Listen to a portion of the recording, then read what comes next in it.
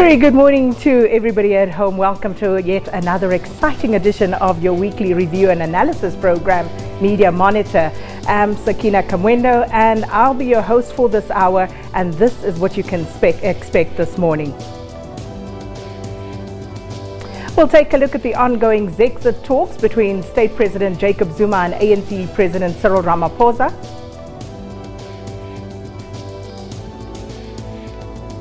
We'll also delve into the arrest and court appearances of senior ANC leader Mike Mabuyakhulu, as well as former acting police commissioner Khomotso Phahlane. And lastly, we'll look at the situation in Cape Town. Cape Town Mayor Patricia de Lille, that battle with the DA far from over, but the question is, will she survive the motion of no confidence? Well, we're pleased to welcome our guest this morning. We're joined by media analyst William Bird from Media Monitoring Africa, Wits School of Law lecturer Mfesane Siboto, SABC's presidential correspondent Tsepo Ikaneng, and lastly, but by no means least, Putule Putini, our digital news producer. Ladies and gentlemen, welcome and pleasant morning to you all. Morning. Morning. But of course, before we get into all the chats around these stories, let's first take a sneak preview of what our Sunday papers are leading with today. The Sunday Times leading with state capture. President Jacob Zuma is offered a chance to escape prosecution on charges of state capture if he admits to criminal wrongdoing and turns against the Guptas. Now, the prospect of a plea bargain is part of an exit package being secretly negotiated between ANC President Cyril Ramaphosa and Zuma. City Press is running with the story about Zuma's exit as well. ANC President Cyril Ramaphosa is having to put out fires in his party and with fellow leaders, party structures, and the public is growing impatient with the pace that talks about Zuma's exit are progressing. And Zuma wants to keep his security complement, the state to pay his legal fees, and to chair at least one cabinet meeting. The Sunday Independent, they're running with the story about Social Development Minister Bathabile Dlamini casting doubt on the South African Post Office's capacity to take over social grant payments. Now, the minister was responding to SAPO Chief Executive Mark Barnes, who accused SASSA of being unresponsive and causing delays regarding the parastatal's takeover of payments on the 1st of April. KZN Sunday Tribune, they also leading with a story about Zuma's exit. The ANC is facing another conundrum, and that is who to appoint as interim president should Zuma go. Now, while some want ANC president himself to take over if Zuma resigns or is recalled or impeached, others are rooting for Nkosazana Dlamini Zuma. And the Weekend Argus, they're running with the story about the question of the interim president as well. Who'll step in should Zuma exit? So that's what you can look forward to in the Sunday papers today. But on the digital front, we take a look at the major social media hashtags this past week with Putule. Please talk us through it. Good morning, Sakina, and good morning to the viewers. Well, this week, the biggest topic has been SONA 2018 and the topics surrounding it, well, the hashtags surrounding it, which of 6 of them are SONA 2018, SONA 18, SONA postponement, Zuma recall movies, hashtag Zuma is gone party, and hashtag Zuma exit. Now, if we take a look at the performance online of these hashtags, they've been fluctuating since early this week on Sunday, where people are talking about the SONA before it was postponed. Now, if we look at SONA 18, you can see that the topic, or people have been talking about it, it has reached about 100,000 impressions and 100,000 people on social media. And if we take a look at who has been tweeting about this, from the females and the males, it has different percentages. Can they just show that a bit? But what did that show all the same? You know, are there more males or females concerned about these developments? I think with SONA 18, it's about 50% and 50% males talking about the topic. And as we go on and look at other hashtags as well, it has different demographics, and people nationally and internationally have been talking about these topics and creating memes and so forth. So And that's very interesting, because we'll hear from Sho and Bryce Pease as well, just from an international perspective, how people have actually opined on this particular matter. Yes. What else was trending? Now, if we look at our Storyfy, it will show the different reactions that people were talking about on social media. And we have a couple of memes where people were making fun of the president, because this topic has led to different types of questions like, will President Jacob Zuma resign? Will the ANC recall President Zuma? Now, can we please just take a look at some of the tweets that we have from this week? The first one would be by Antics Craft, who says, who has a meme that says, call me back on 083 70 20 and 5 million 11 6.4 and a half. So those are the type of jokes people have been making on social media. And if we look at the next one, it says, when a visitor has overstayed their welcome and you don't know how to make them leave, by C-Max SA. So those are the type of reactions that people were having on social media, making fun of the situation that we're currently in. I tell you, memes are life, and also some very witty ones coming through this week. For example, Professor Tiniko Maluleke talking about all the postponements. I thought that was just right on the money. Gentlemen, for you, any one of those SMSs, tweets that stood out this week that you particularly liked? I think there were quite a few. One of the ones I really enjoyed was, they're having talks about talks, but it might be postponed. I think that was tweeted by Chris Vick, actually. Yeah. So that was quite amusing, pointing fun at the fact that as members of the public, we keep being told, okay, there's a meeting and a meeting about a meeting, but then they're there, then they aren't there, they're arriving, they're not arriving, they're talking, they're not talking. It's all a bit confusing. And I guess that tells us exactly where we are at. And we can only go on the things we think are there. I think the other one that stood out for me was the rebranding of Cyril Ramaphosa, the postponement. Cyril Ramaphosa postpone. So it really got me. That's no, absolutely. These social media hashtags are absolute life. And anything else? Now, one of the tweets that stood out for me was from Maboto Philip, who says February 2018 will go down in history books as one of the best months the South African ever experienced. Hashtag justice for Senzo Mayor, hashtag Zuma exit, hashtag Sona postponement, hashtag Phahlane, hashtag Freddy Derry, hashtag Mabuyakhulu. And Dr. Love says, our president is like that employee who gets fired and he turns around and says, Mang, nah, you can't fire me, and I resign. Hashtag Sona postponement. Well, I tell you what, thanks so much, Putkule, and there's much, much more to talk about. And of course, all of these memes, and as Putkule said, many of them talking about the African National Congress and what the current state of play is. So we do know that this morning, of course, the African National Congress leadership, they continue to meet, a special NEC meeting called for tomorrow. But we're going to cross over now to Mzwayo Mbeche for the latest in this regard.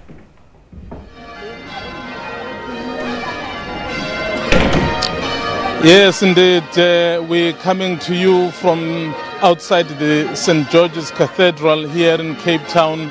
We expect President of the ANC, Cyril Ramaphosa, to attend a church service that begins right now. He can arrive any minute now. This is one of the first engagements he will be undertaking today. Remember, it's a very important day today. He will be addressing a grand parade in remembrance of the release of Mandela. You remember that 28 years ago, Cyril Ramaphosa was the chairperson of the reception committee of Mandela.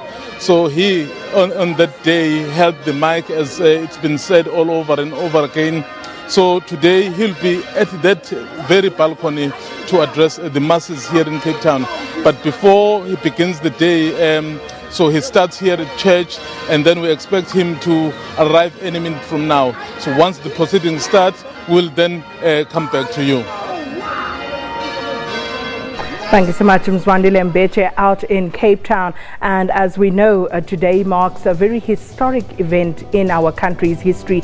28 years since that eventful day when Nelson Mandela walked out of the then Victor Verster prison. And we'll also give you a short reminder of just what went on that day later on in the show. But right now, is it game over for Jacob Zuma? After the break, we'll discuss the terms of Zuma's exit, at least as we know them to be right now. So don't go away.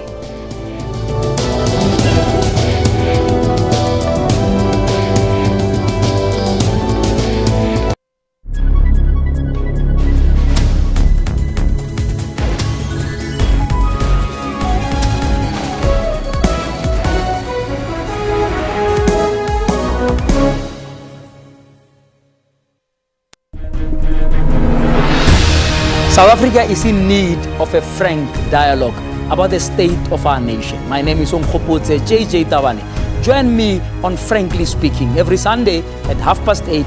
Come now, let's talk frankly.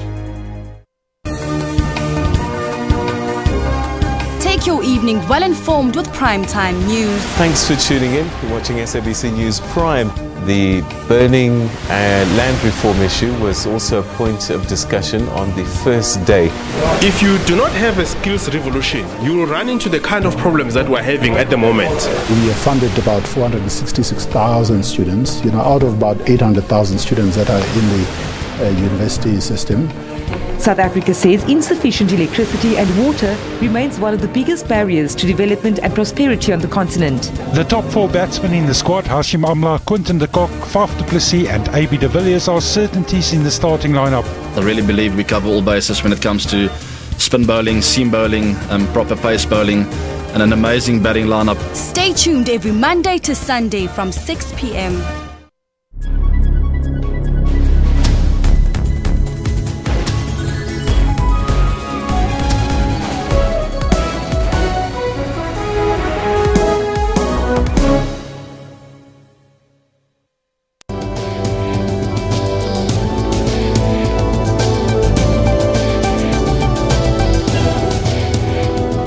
Welcome back to Media Monitor. Now, for the first time in post-apartheid South Africa, the annual State of the Nation address had to be postponed thanks to the state of political turmoil within the African National Congress. Now, this is President Jacob Zuma dug in his heels, refusing to heed his call by the party for him to resign as state president. Now, the ANC's top 6 officials were reportedly sent packing by Zuma last Sunday, where his future as the president of the republic was to be discussed. Now, let's just take a quick look at the short insert. We are concerned that there is no timeline at the moment. In our own view, this should happen within the next few days. That there should actually be an outcome that says the president must actually be going, and hopefully to us no later than the beginning of next week, if we are to be able to do the kinds of things that needs to be done, having State of the Nation address and passing the budget. The ANC can tell him as an NEC that he must step down. He might not be convinced. He might be then says, look, I'm prepared to appear before the parliament and face a motion of no confidence.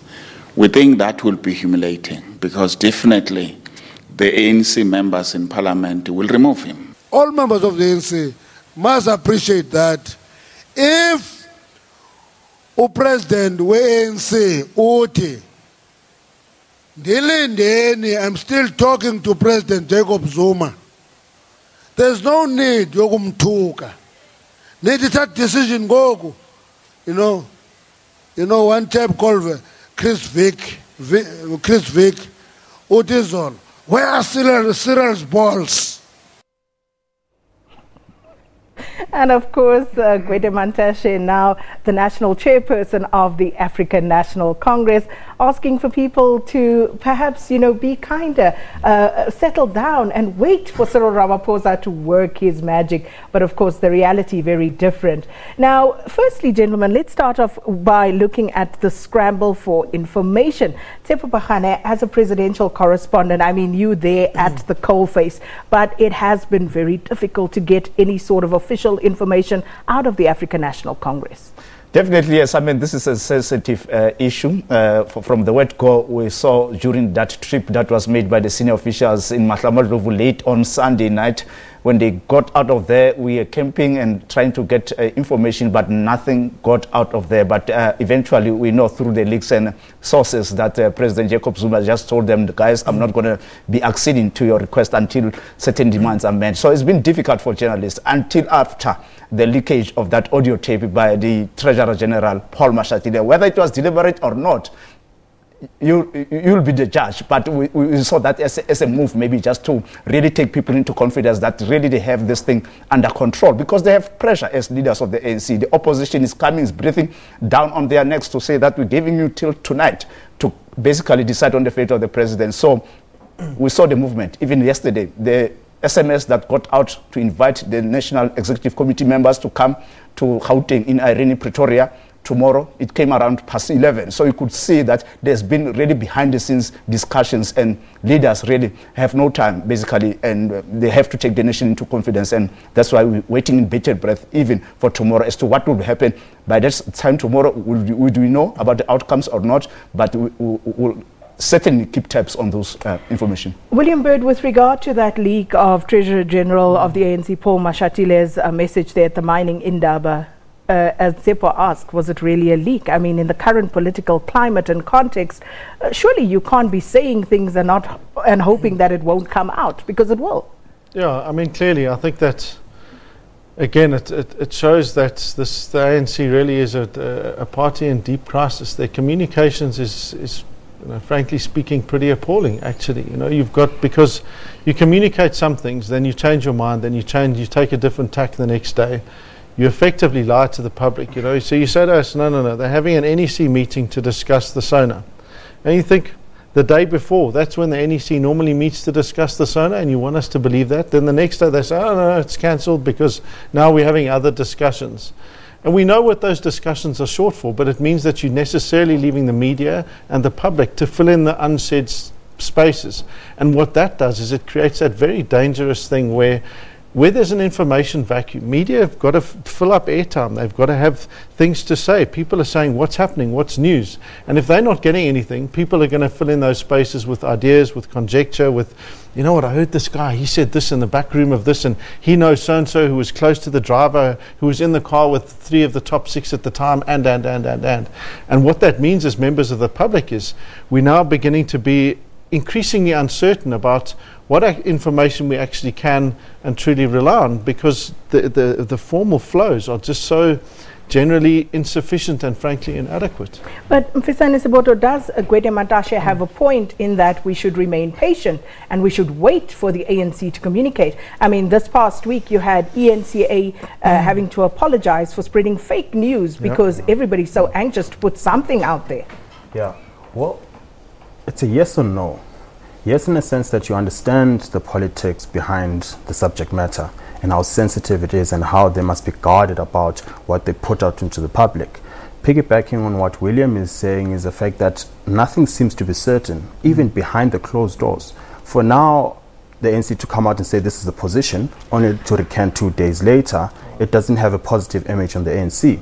With that being said, of course, the public is interested in this. We're talking about a matter of national importance. So of course we're going to want to find answers, because we're talking about political stability here. We're talking about economics. We're talking about the rule of law. So of course the media and the public in general will want to have answers. So my answer is yes or no to that one, relative to how you want to look at it.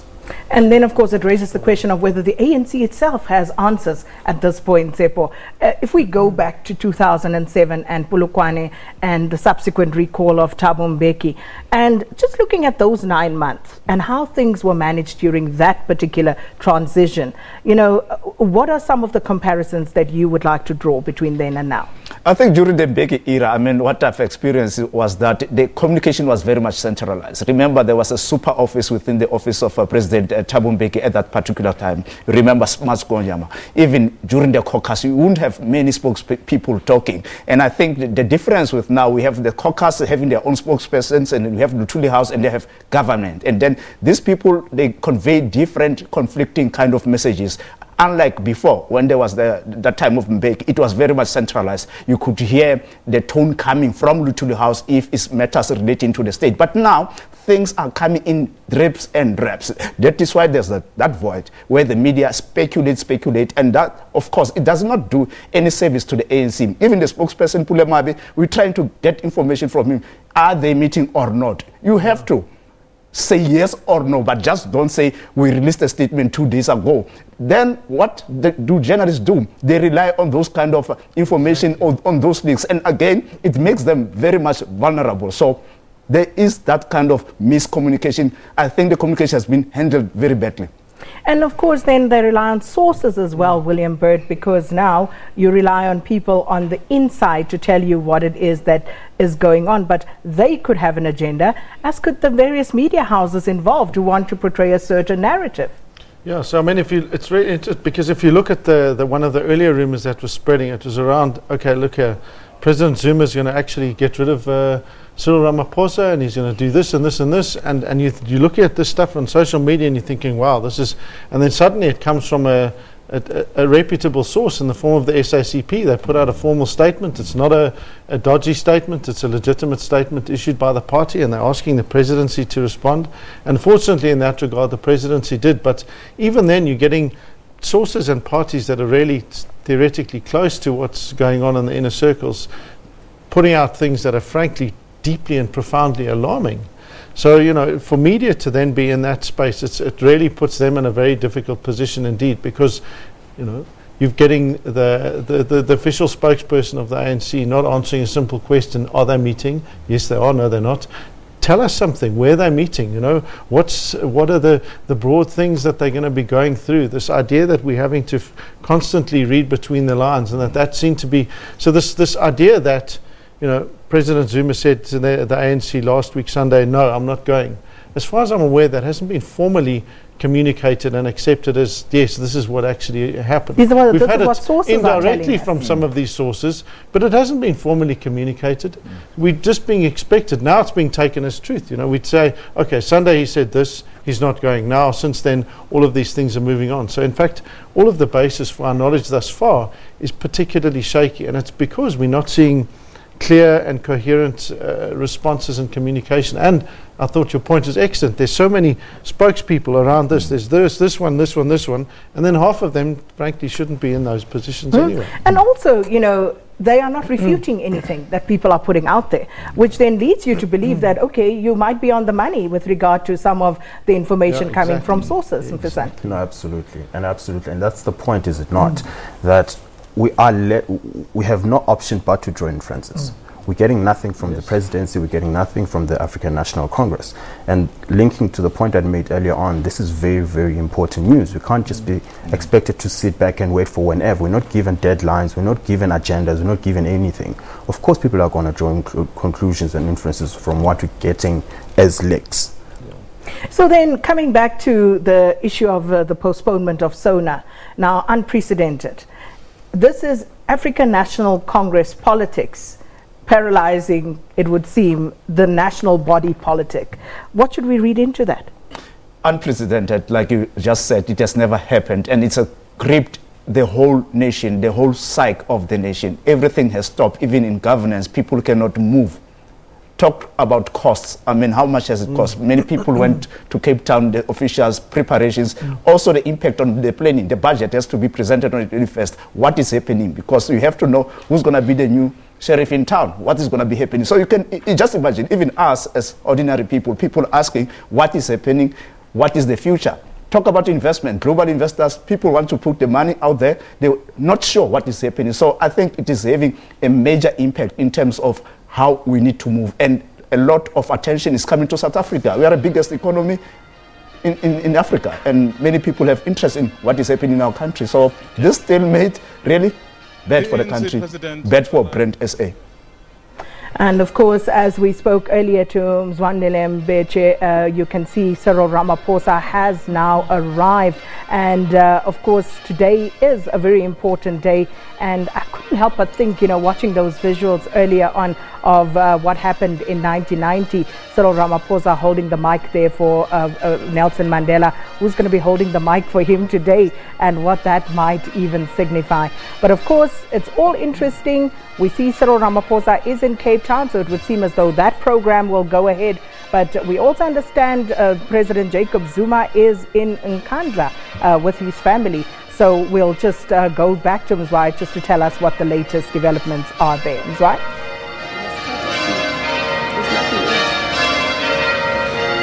We have just seen the arrival of the ANC President Cyril Ramaphosa at the St. George's Church here in Cape Town. He is attending one of the first services that are taking place here. As you can see, he's just walked in there. So this is one of his first engagements he's doing today before he can address that big rally that is expected at around 3 o'clock. But before that, he will also have lunch with the veterans of the ANC, really to continue that mood of renewing the ANC. And of course, this is the year they've declared as the year of Nelson Mandela. And of course, we have to rush back because he is inside the church now, so where he has been received by the bishops here. We will not take much of your time. Let's go back to the studio. Well, thank you so much, Mzwai, and of course at the St. George's Cathedral. And when we come back, we'll continue this discussion because it's going to be interesting to hear from our guests what they think Cyril Ramaphosa ought to say and what he's most likely to say at that rally later this afternoon.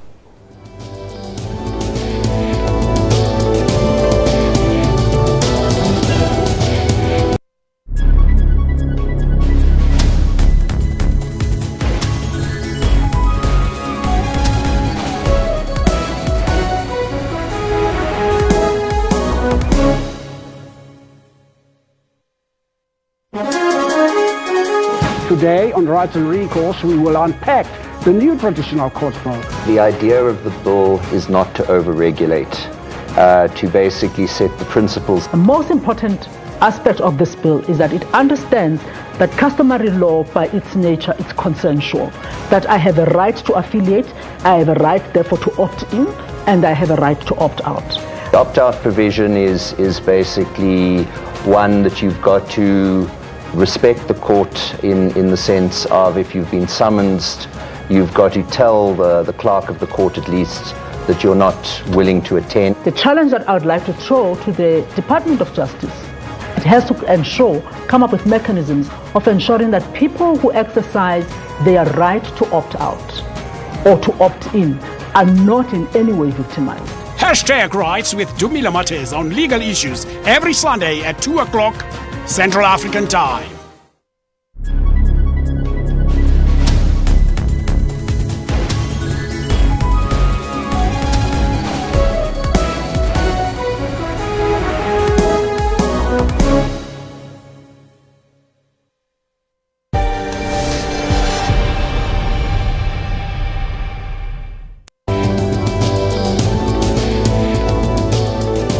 You're watching Media Monitor. Thanks so much for staying with us this morning. Now we continue with our Zexit discussion, and before we delve into it any further, let's just take a look at this package compiled by our US correspondent Sherwin Bryce Pease. Jacobs keeps a close eye on developments in Africa, particularly his native South Africa. His successful blog, Africa is a Country, has become an important platform for media criticism, analysis and political debate. Jacob Zuma in history, I think, is gonna go down as probably, and I say this with caution. I mean, I think he'll go down as probably the worst president of South Africa's post-apartheid order, where you've had kind of, you know, Mandela as the kind of great, the person who united South Africa. Whatever again you think of the terms of that unity, and Thabo Mbeki, who business elites loved, but who was very bad on HIV, and his policies did not do much for poor South Africans. And so the sense was that Jacob Zuma would come, he would undo most of those policies that had negative effect on poor South Africans, but instead what people have experienced is rampant corruption, cronyism. And while surprising to those living in South Africa, the ongoing transition is not big news in the United States. News in America is very local, but I would say, I would imagine among media and policy elites that people care about South Africa, and I think they care about South Africa in the sense that the Jacob Zuma regime, the nearly 10 years of it, would be characterized as instability. There's too many changes, like firing and hiring of people. And if you're the United States, who's a superpower, you're looking for a partner that is stable. And South Africa is considered one of the most important political and economic powers on the continent. And Jacob Zuma's government or his regime did not exude that kind of confidence. So I would imagine they would want somebody doing that for them, somebody who could work both in their interest and in South Africa's interest. And I could see them seeing Cyril Ramaphosa as somebody who could do that. While television news in the US is predominantly focused on President Trump, publications like the New York Times, the Washington Post, and international titles like The Economist and Financial Times have been outspoken in their desire to see President Zuma leave office.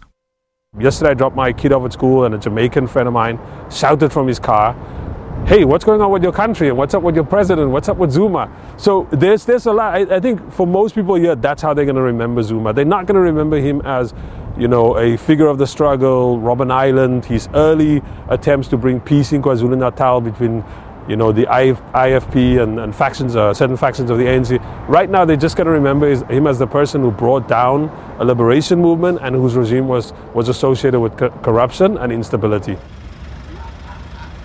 And with nothing certain, all eyes focused on what could transpire in the days ahead. Sherwin Brycepease, SABC News, New York.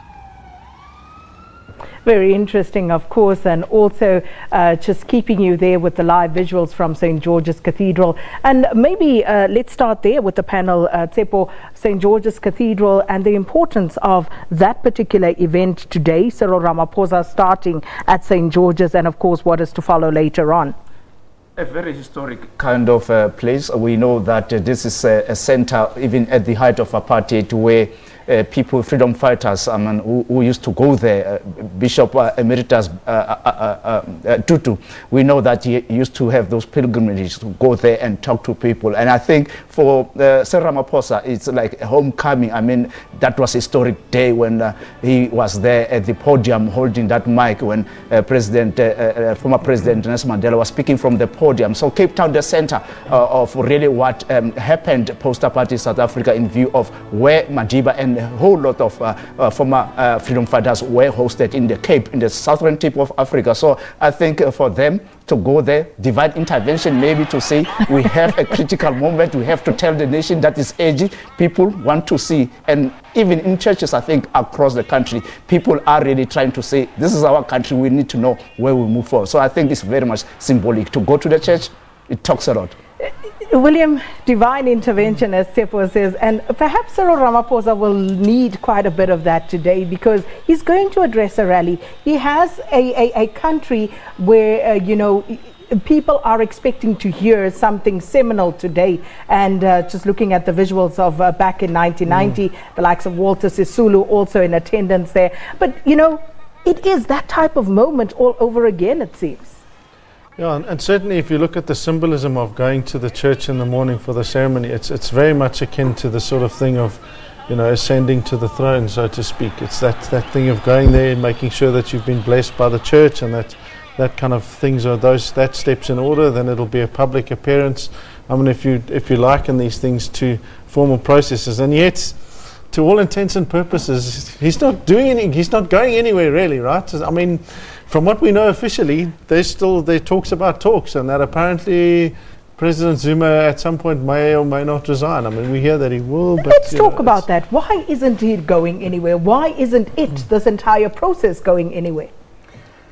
Yes, we can only speculate. Smolanyana skeletons, perhaps, like we're discussing during the break. The president, there's no doubt in my mind, has some leverage that he's holding on to. He has no interest in leaving, particularly because of what is bound to happen should he leave office. he still has to answer to the charges. And there's so much hanging onto it. I mean, if speculation is anything to go by, he's in discussions about getting guarantees that his legal fees will be paid. So of course he's concerned about. So he has no interest whatsoever in leaving because of the consequences and the implications of him leaving office. As to why the ANC is not pushing harder, in my mind, is the big question then, I suppose, because if the president does not resign, there are parliamentary processes in place for the president to be removed, motion of no confidence. I mean, of course, with the impeachment, we've got issues around the rules and so on, but it's certainly interesting times, and certainly we'll sit and wait. Looking forward to what the president of the ANC has to say later on today. Tsepo, in an ideal world, Cyril Ramaphosa would have wanted to go into this rally later today, you know, with this issue having been resolved, but it hasn't been resolved. We now know that there's a special NEC meeting called for tomorrow. And again, like we did last week and the week before, we are expecting some sort of direction, some fireworks to come out of that, but the recent history has taught us that maybe not.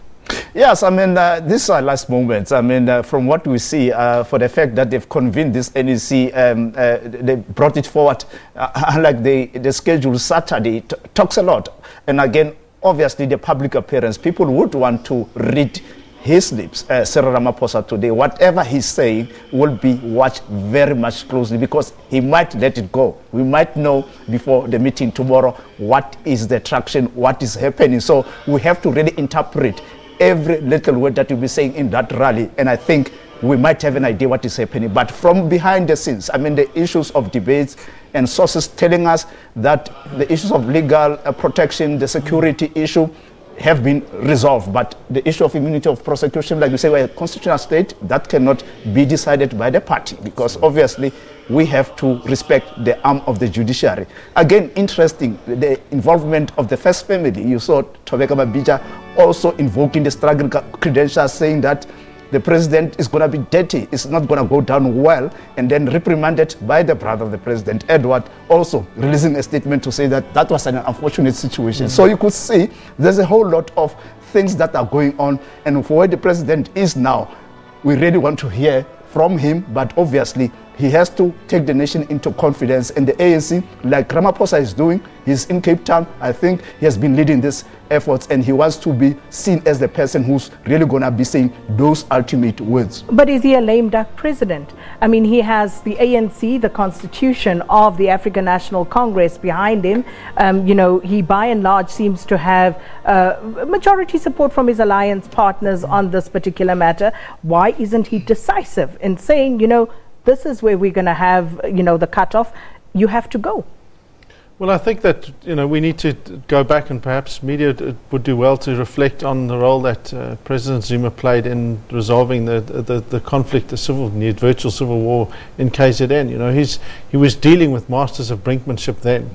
For him to now be in a position where, you know, only a few months ago he wasn't that sure that he might lose that elective conference, or at least his placeholder. We need to be going back and looking at what the roles of those people are, and also considering that the history of the ANC, by and large, is certainly an organization that thrives on discussion and on negotiation and on the nature of these kinds of partnerships. I think what's so disconcerting for members of the public is that we are turning to our media for answers, and they are turning to all sorts of sources. And so you'll look at one news organization and get some idea, you'll look at another and get a completely different idea, and it's very discombobulating for people. And for media, that again, it goes back to that same issue. So I'm not sure that it's about whether or not Ramaphosa is being sufficiently strong or otherwise. We're not going to know until hopefully one of the aides or himself decides to reveal all in a sort of another 8 days kind of style book that tells us what really went down in this week. But for the moment, if you look at the symbolism of this, he's going to church today, he's going to a rally later. Perhaps there's something he knows about the events of today that aren't there. If you've then called the NEC meeting tomorrow, that to me says things will happen today, or else by tomorrow, well, then you'll find that you leave in a way that isn't quite as dignified. Except and that we've been saying this for a while now. and of course, the alliance partners, they are saying that they want to be more involved in this. That's always been the cry of the alliance partners. I mean, you date it back to the presidency of the then President Thabo Mbeki. They always feel a sense of they're being alienated from these processes, which is, of course, one would understand where they're coming from, given their importance in terms of the rallying the masses, in terms of when it comes to the polls and so on. And just linking back to William's response regarding the President Ramaphosa, in dealing with President Zuma, I think there's more to it. I don't think it's as simple as him being a lame duck, because you'll understand this is politics. He's also looking at 2019. There's no doubt in my mind that the President of the state has got quite support base in KZN. You don't want to alienate those people. Even the NEC itself, well, the analysts will say, is fractured almost in a 50, 60, 40 split. So it does not want to alienate those people. So this is why he perhaps wants to go through the motions, comfort the president, the state president, give comfort to his supporters, so that this does not come back to bite him in 2019. So I don't think it's as simple as that. Interesting times. And Politics 101, politics is about power, and perceptions are all powerful. So it remains to be seen what they will do about all of these things. But when we return, we'll take a look at the saga in Cape Town, Patricia de Lille and the Democratic Alliance. So stay tuned for that.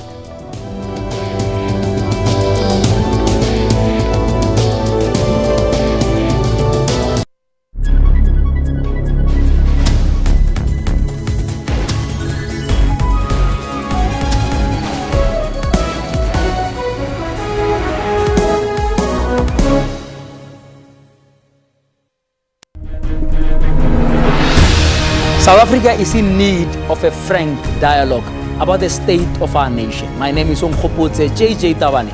Join me on Frankly Speaking every Sunday at 8:30. Come now, let's talk frankly.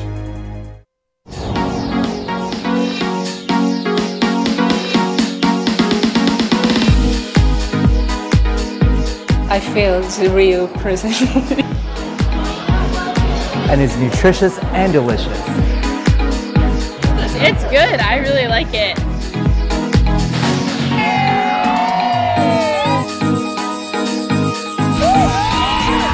This celebrates being South African. We love our beer, we love our food, we love our music. For knowing who you are going, you must know where you come from. I'm excited to be part of this year. For all your travel trends, catch us every Sunday, 12 midday on Channel 404.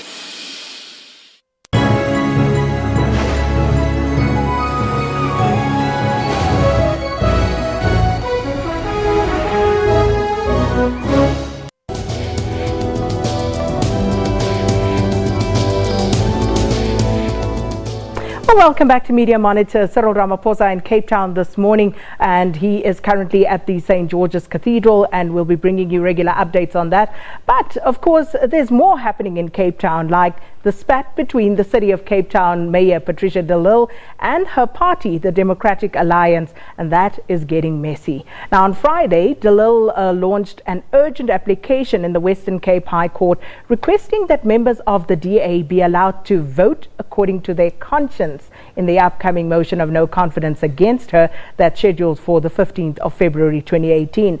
Now, earlier this week, de Lille rejected allegations that she tried to solicit a 5 million rand bribe from a businessman, and says that she's open to a police investigation into these claims. The Democratic Alliance tabled the motion of no confidence on January the 31st in line with Municipal Structures Act and the Rules of Order. But the motion also calls for the explicit removal of the mayor. Now, all the talk about the African National Congress and all their travails, but just looking at, some of the developments that have taken place there, let's familiarize ourselves with some of what de Lille has had to say. I had to turn to the courts because that's the only place where I'm going to get fairness and justice. What we've seen happening over the past 6 months is that the DA is just hell-bent on removing me without following due process, even in terms of their own constitution. So, I would like to see that the councillors are protected when they exercise their vote, to vote for the motion or against the motion. Patricia de Lille, it is evident the DA Aisamfuni, they don't want her. Yeah. Why is she digging in?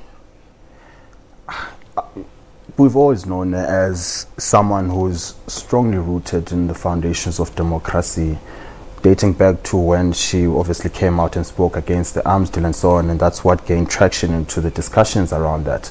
So you would well find that, and this is quite ironic, because you have the DA, when the motion of no confidence was brought against the president of the country, they were digging in heels about how this should be constitutional and it should be done in secrecy and they should be allowed to vote to their consciences. Now you find a leader of the DA also having to have the same fight within the Democratic Alliance. So if you look at that and look at all these surrounding circumstances, it is almost inescapable that what is happening within the DA, I mean, it's mere speculation, that there's certainly an attempt to remove Lille on principles outside of what they purported to be. William, let's look at the DA in this regard and also the media's coverage of this particular matter. Shouldn't there be greater scrutiny about the role and how the DA has gone about dealing with the Patricia de Lille saga? You know, assuming, of course, that, you know, what she is telling us is true, but even if we're speaking hypothetically, should there not be greater focus on how they have actually handled this particular matter? Yes, definitely. I mean, it's really interesting that the party that prides itself on process and, you know, corruption-free and whatever else, transparency, these things are coming out. And usually, when someone sort of sets themselves up like that, the moment there's any kind of chink in that armor, it's an opportunity for media to go in and expose ruthlessly all these things. And there have been some very harsh and very good analytical pieces about the DA and unpacking that. But I think, you know, the events in our national politics seem to have taken over that as a lesser fight, and it's almost, well, they're not quite as important. But certainly, I mean, this mess has been building and been going on for weeks now, if not months. I mean, I forget quite when these things started, but for the DA not to have resolved this is indicative of the fact that the DA itself has got some very, very, very, very significant challenges. And I guess it goes back again to helping the public understand how politics works, what the issues are that are really at stake, and finding out whether these things are credible. Because what we're finding again and again is that every politician now is charged says, it's a political conspiracy against me, there's nothing to these, I'll have my day in court. They all say that, right? And very often some of them have their day in court and they're found to be complete fraudsters and crooks. But again, it means that the media need to make sure that they do their job very carefully about saying this is the evidence and these are the allegations and this is whether or not they're actually credible. Because as members of the public, it's critical that we understand what should we believe here or what shouldn't we. Because as the way it is now, you've got the mayor saying the DA, and quite isolated from them, has just got it in for her. Then you've got the DA saying, no, we followed due process and we've got it in for her. So what does it mean? But shouldn't we have interrogated whether due process has in fact been followed? Yeah. When you look at what the rules state, for example, with regard to the mayor and the deputy mayor taking over her role, her function, her responsibility, the law is very clear that can only happen under circumstances where, one, the position is vacant, or for some reason the mayor cannot fulfill that role. And neither of those two conditions exist, and yet we saw the deputy mayor of Cape Town stepping into that role. This week we saw JP Smith, who was one of the protagonists in this whole wrangle with Patricia de Lille. He was addressing the media and no questions asked.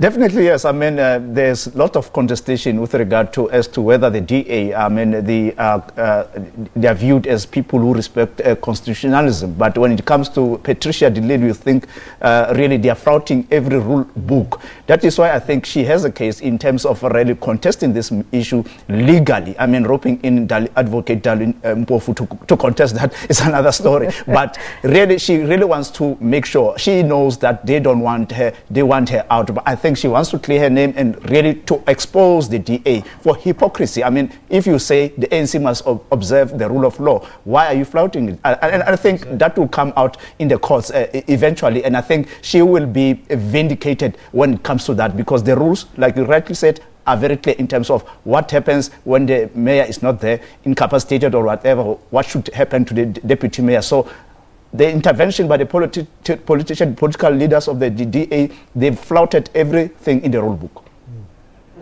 And then, of course, we all just need to wait and see how this eventually plays out. But I have to ask you guys your view as well on her taking on Dali Mpofu to fight this. It's clear that they have irretrievably broken down the relation between the DA and Patricia de Lille. Well, I'm compromised in a sense because he's a colleague of mine. We share chambers together. So, but from he's a very nice man. he's a good gentleman. But from a pure political point of view, you can understand the symbolism behind that. I mean, of all the advocates Patricia de Lille could have gone for, he went for Dali Mpofu. What you want to read into that? It's a political question that I'm not prepared to really engage with right now. William? Well, it looks good, certainly, doesn't it? And it sends, just think of the symbolism it sends to the DA to be going and saying, I'm not just going to get any advocate, I'm going to be getting the advocate who we know is remarkably closely aligned to a particular political party. You know, so it's, and what that says about the relationship between herself and her party, I think it's a very dramatic statement about the gloves are off and it'll get untidy, which means it'll be good political coverage for a good few weeks to come once this other matter has been resolved. Sipho, is it the right thing for her to do, though, to stay there and not resign? Should she not resign and try and fight this from the outside? I think, legally speaking, I mean, she has, I think the legal advice that she's going to be seeking, I think it's genuine. I think she wants to really protect her integrity, like she wants to say, I mean, she doesn't have a problem with leaving, but she's not going to be allowing the leadership of the DA to actually push her out without putting up a fight. So, it remains to be seen as to what will be happening, but I think all what matters for her is to go with grace. She doesn't want to go down as this person that was really found wanting in many other things that has been accused of. Well, we'll keep our eyes on what's happening in Cape Town, not just the water situation. Thank heavens it has rained in Cape Town. I don't know if it has anything to do with Pastor Mboro, but of course, thanks to our guests who came in this morning. But as promised earlier, we are going to take you on a walk down memory lane. Now, 28 years ago on this day, former President of the Republic of South Africa, Nelson Mandela, was released after serving 27 years in prison. Accompanied by his then wife, Winnie Madikizela Mandela, Madiba left the Victor Verster prison, which was later renamed Drakensberg Correctional Center on the outskirts of Paarl. And in full glare of the world's media, he was driven 60 kilometers to Cape Town along a route that was lined by thousands of supporters, where he eventually made his first speech on the balcony of Cape Town City Hall at 8 o'clock that evening. Madiba was one of those fondly known who became the first black president of South Africa after winning the first ever election where citizens of all races were allowed to take part. And with that, we say goodbye, and we'll be back next Sunday. Take care. Crowd getting excited. There's Mr. Mandela, Mr. Nelson Mandela, a free man taking his first steps into a new South Africa. Mrs. Winnie Mandela next to him, waving to the crowds. Hand in hand, they leave the Victor Verster prison. Officials, marshals of the National Reception Committee trying to get the people, and a salute from Mr. Nelson Mandela, his wife Winnie, greeting the people outside the fences of the Victor Verster prison. That is the man who the world has been waiting to see. His first public appearance in nearly 3 decades. 72 years old, walking strongly, step by step, further into freedom.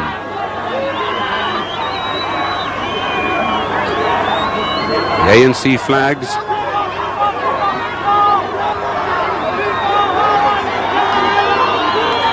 and one wonders what must be passing through Mr. Mandela's mind at this moment.